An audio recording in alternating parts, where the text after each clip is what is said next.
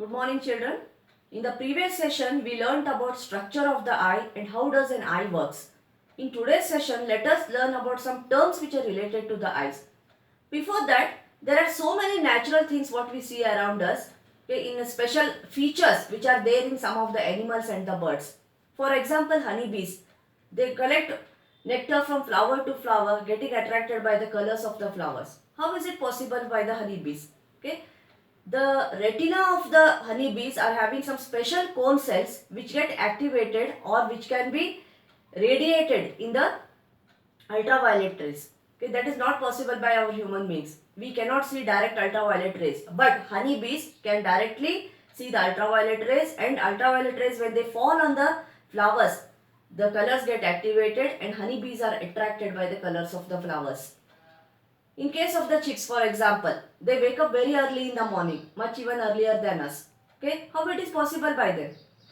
The retina of the retina of the chicks are having very few rod cells. They are having cone cells actually which are activated even by the dim light. Okay, so they can understand the early sunrise and they wake up much earlier than us. It is possible by special cone cells which are present in the chicks. Now let us see which are the terms which are related to our normal human eye. Okay, the first one is called accommodation. What do you mean by accommodation here? Adjustment of the eye. Now, in case of the lenses, what we saw for convex lens or concave lenses, we have to bring the object, adjust the object distance, then we can see the images. But our human eyes can adjust to any of the distances, any of the objects which are there around us.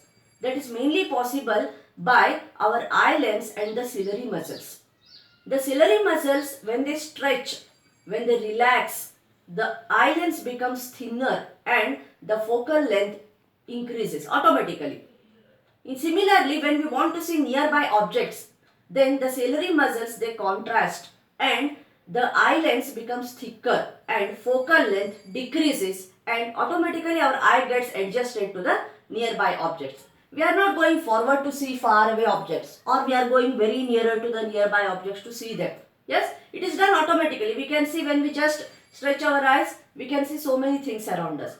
Okay, this is even happening even with the pupil and the iris.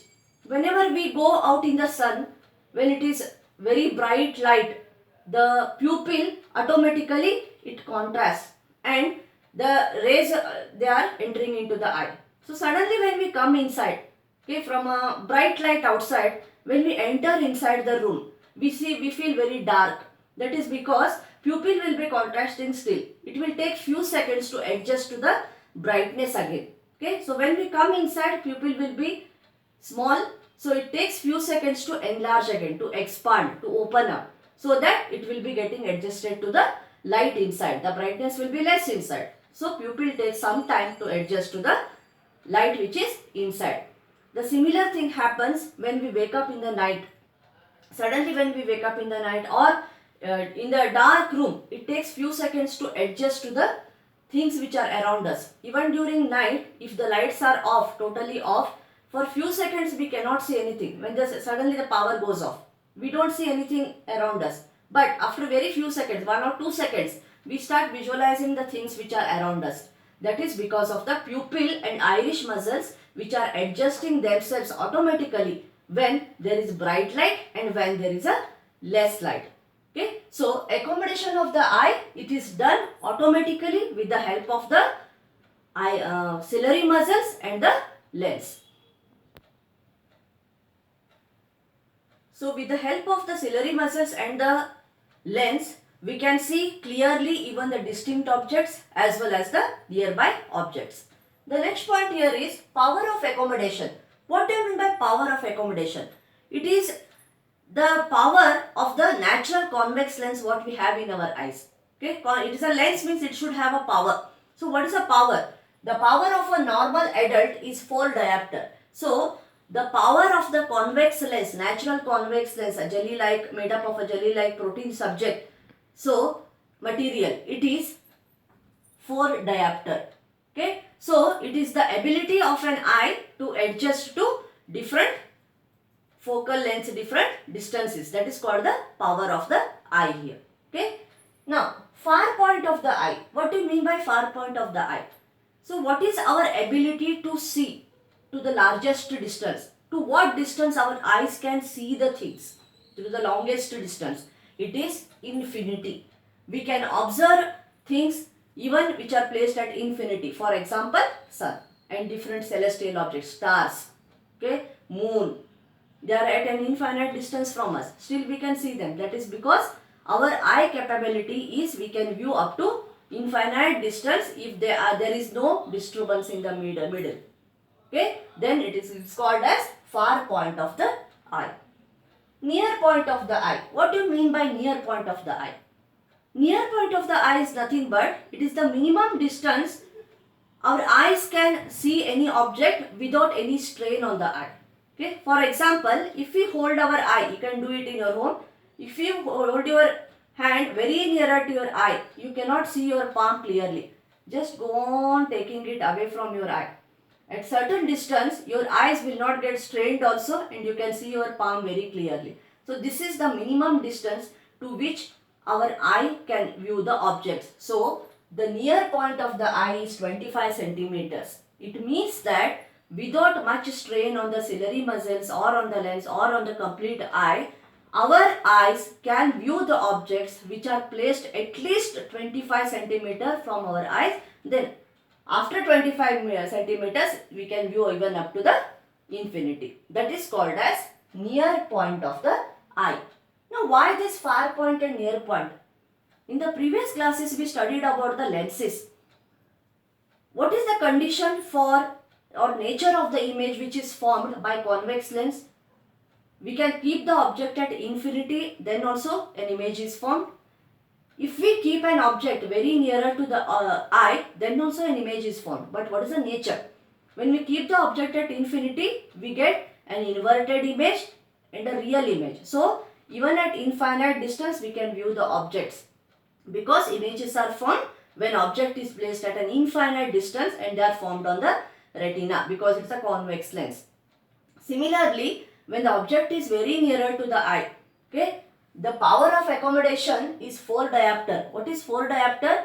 It is 0.25 meter. 1 by f. We calculate power as 1 by f. So it is 1 by 4 is 0.25 meter. What is 0.25 meter? It is 25 centimeter. Okay, so the focal length of the convex lens what we are having naturally in our eye is 25 centimeter. So if the object is before 25 centimeter from the optic center of the eye lens, then object is between optic center and f1. In case of a convex lens, when object is kept between O and f1, then the image formed will be virtual image, which is erect image and formed on the same side of the lens. Then we cannot view a virtual image clearly.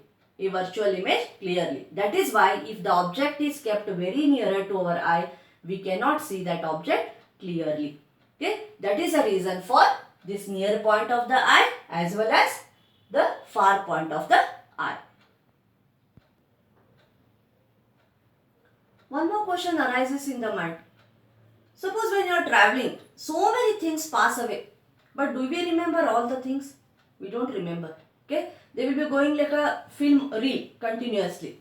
But we don't remember so many things. Okay, this power of the eye, which is called as persistence of vision. Persistence of vision means there is some limitation to the eye. Okay, so it is a time to which we should view an object so that our brain can register that. Okay, so this timing is 1/16th of a second.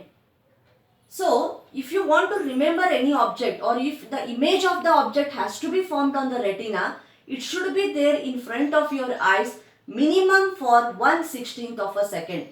The image, the objects what we see even much earlier than 1/16th of a second, our eyes cannot remember them. Our eyes cannot register them. Our brain will not remember them. Okay. So, if you want to remember any object, if you want to see an object, then the object has to be there in front of your eyes at least for 1/16th of a second. That is called as persistence of vision. In 9th standard you learnt about even the persistence of hearing. So it is 0.1 second. Yes, at least minimum time to which you should hear any sound to remember it. Okay. Similarly, even our eye has that limitation. The object has to be there in front of your eyes for 1/16th of a second. So many times when you are traveling also, when you are going on a bike or two-wheeler, suddenly some insects, they come and hit. We cannot make them because they will be much earlier than 1/16th of the second. And one more thing, if they are coming this side or this side, yes, so we cannot see them because the image will be forming on the blind spot that time. Okay, so if an image is formed on the blind spot, that image cannot be registered. Okay, so that is the reason why we do not remember all the things what we see around us. Now, why do we have two eyes for vision and not just one? Yes, why it is so? Okay, why we cannot survive with only one eye? Why we cannot see everything with one eye? That is the main question. Okay, now whenever you are seeing, just close your one eye and see to what distance you can see without turning your neck. Just left, right to left. When we see, we can see only this much. Suppose if you close your right eye, again from left to right only till here, we cannot see this side. Yes, but if you open both the eyes, even if you are looking straight also, you can make out what things are on the left side, then the whole view here. Yes, this is because with one eye we can see only up to 150 degrees. The horizontal view of our eyes is 150 degrees with one eye. And on the left side, again it is 150 degrees. When we club both of them, we can get a horizontal view of 180 degrees. That is why we require two eyes. Even if you have only one eye here, it will put more pressure, more strain on only one eye to focus everything. That is why we got two eyes. Yes. So, when we are seeing with both of our eyes, our one eye sees half of the picture, other eye sees the second half of the picture.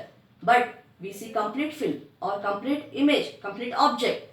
That is our brain. It joins both the images and it gives a clear picture of one complete object. That is done by the brain. So, to see any object, we require our eyes and we require our brain also. Okay. If you want to see it down or up, then we have to move our neck up and down, left and right. We can turn and we can visualize even more than 180 degrees. But with only seeing front and with a horizontal view, it is 180 degrees. That is called as, that is why we require two eyes to see an object clearly.